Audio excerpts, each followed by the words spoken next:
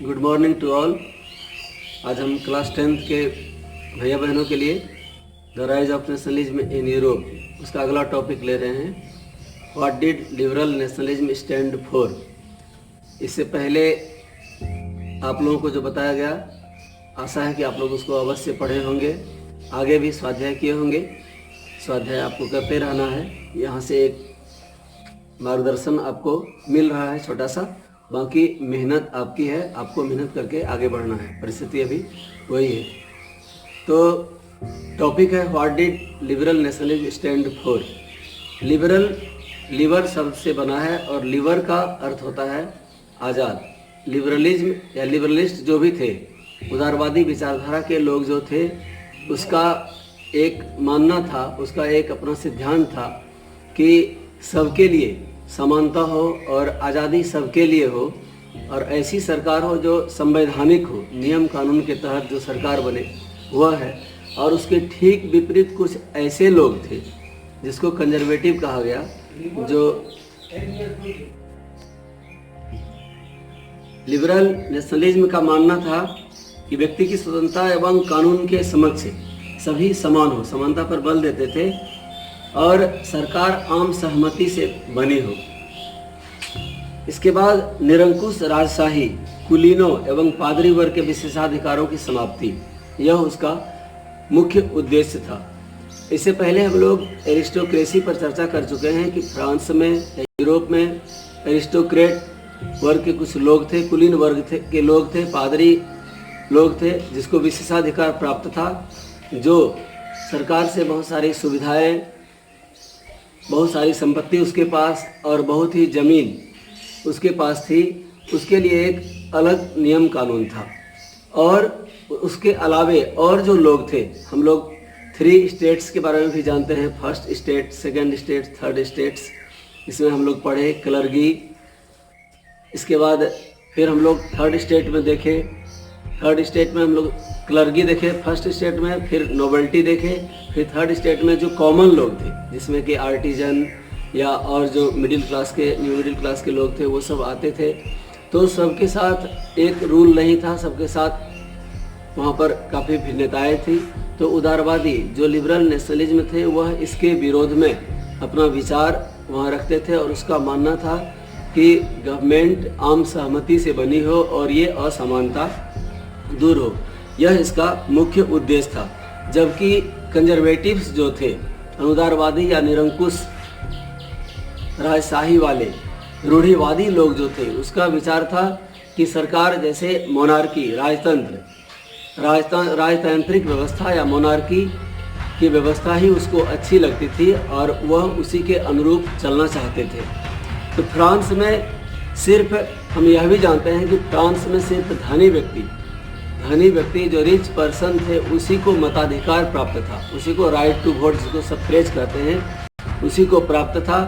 बाकी महिलाओं को और जो गरीब किस्म के लोग थे, उसको राइट टू वोट नहीं प्राप्त था। और हम यह भी देखते हैं, आप यह भी पढ़े होंगे या देखेंगे आप बुक में, कि लगभग 1920 अर्ली 20th सेंचुरी तक महिलाएं और जो वयस्क लोग थे, वो सभी मताधिकार के लिए अपना संघर्ष को उन्होंने जारी रखा और बहुत दिन तक उसको यह स्ट्रगल करना पड़ा, तब उसको मताधिकार प्राप्त हुआ था। संपत्ति विहीन पुरुष और सभी महिलाओं को राजनीतिक अधिकारों से वंचित रखा गया था। केवल कुछ समय के लिए जैकोबिन के शासन में सभी वयस्क पुरुषों को मताधिकार प्राप्त था। लेकिन जब 1815 में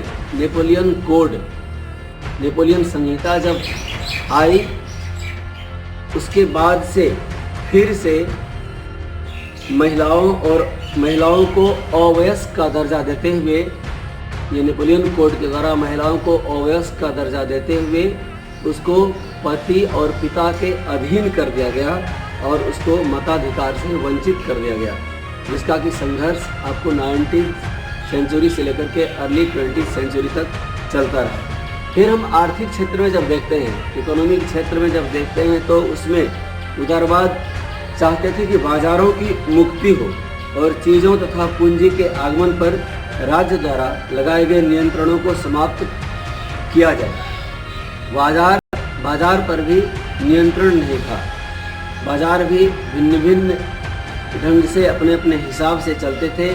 फिर हम यह भी देखते हैं कि वहाँ पर वेट और मेजर सिस्टम जो था वह भी अलग अलग था। अलग अलग जगहों पर एक ही चीज़ का वज़न अगर कहीं पर 100 ग्राम है या कहीं पर 100 किलो है तो हो सकता है उसी का वज़न कहीं जा कर के वह 100 किलोग्राम में 100 ग्राम, 200 ग्राम, 500 ग्राम कम भी हो सकता था।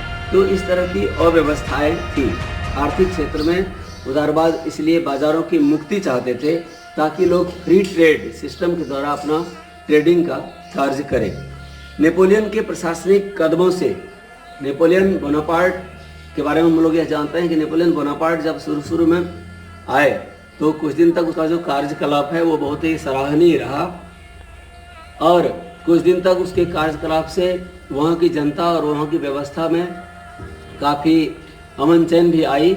लेकिन आगे चल करके हम यह कह सकते हैं कि एक तरह का तानाशाह का रूप उसने ले लिया था और आगे चल करके फिर वह भी मोनार्की के ही सपोर्टर हो गए थे।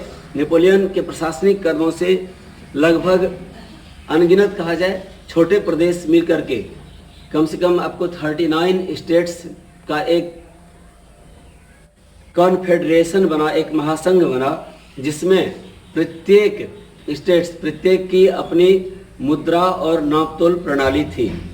इसके बाद 1833 में आप देखेंगे जो मेन पॉइंट्स है उसको नोट करते जाएंगे। बुक जब पढ़ेंगे उसको अंडरलाइन कर लीजिएगा और अंडरलाइन करके फिर आपको यह भी पहले बता चुके हैं कि जो टॉपिक है, जैसे हम लोग टॉपिक आज का लिए कि what did liberal nationalism stand for, तो उसको टॉपिक को लिख करके और उस पर आप अपने ढंग से आपका जो अपना अध्ययन है अपने अध्ययन के आधार पर उसका नोट्स तैयार करने का प्रयास करेंगे बुक से हेल्प लेकर के। तो इससे क्या होगा कि टॉपिक वाइज आपके दिमाग में एक सीरीज में वो बात रहेगी, फिर आपको तैयारी करने में इससे हेल्प मिलेगा। तो ये 39 स्टेट्स का कन्फेडरेशन बना था, हम चर्चा कर चुके, जिसका कि अपना अलग अलग मुद्रा और नापतोल सिस्टम था। एक एग्जाम्पल यहाँ दिया कि 1833 में एक असमानता का एग्जाम्पल है कि 1833 में हेम्बर्ग से न्यूरेमबर्ग जाकर अपना माल बेचने वाले व्यापारी को लगभग 11 कस्टम्स बैरियर को पास करना पड़ता था और प्रत्येक बैरियर्स में उसको 5% टैक्स लगता था। तो ये सारी अव्यवस्थाओं के विरुद्ध वहाँ के जो लिबरल नेशनलिज्म थे वो आगे आए और इसके लिए उन्होंने स्टैंड किया। ये topic what did liberal nationalism stand for, इसमें मोटा मोटी इतनी ही बात है। इसके बाद अगला टॉपिक है कि 1815 में दो मुख्य बात हुआ है, उसको नोट करेंगे और इस पर आपको नोट्स लिखना है। जैसे 1815 में हम जानते हैं कि Vienna Congress, treaty of Vienna का गठन हुआ था। इस पर आप एक शॉर्ट नोट्स लिख कर रखेंगे, फिर बाद में जब हम लोग चेक करेंगे तो देख लेंगे आप कैसे लिखे हैं। बुक का हेल्प लेकर के आप इस पर नोट्स लिखेंगे। और 1815 के बाद फिर से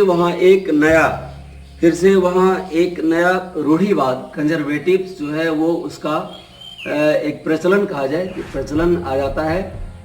1815 में नेपोलियन की हार के बाद फिर यूरोप की व्यवस्था बदल जाती है, परिवर्तन वहाँ आता है और बहुत सारे राष्ट्र मिलकर के वहाँ पर ट्रीटी ऑफ, जिसमें कि ब्रिटेन, रूस, प्रसा, ऑस्ट्रिया, ये सभी यूरोपीय शक्तियाँ जो नेपोलियन बोनापार्ट को जिन्होंने हराया था वो सब मिलकर के वियना में मिलते हैं। वियना कांग्रेस का गठन होता है, वियना समझौता होता है।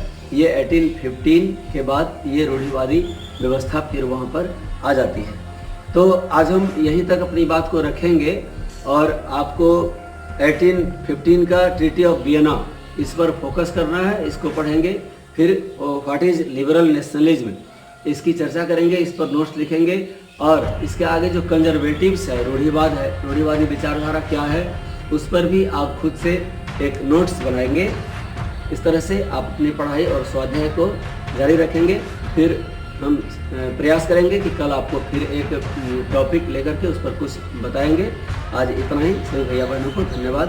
आप मन लगाकर पढ़ाई करेंगे, स्वाध्याय मन से करेंगे।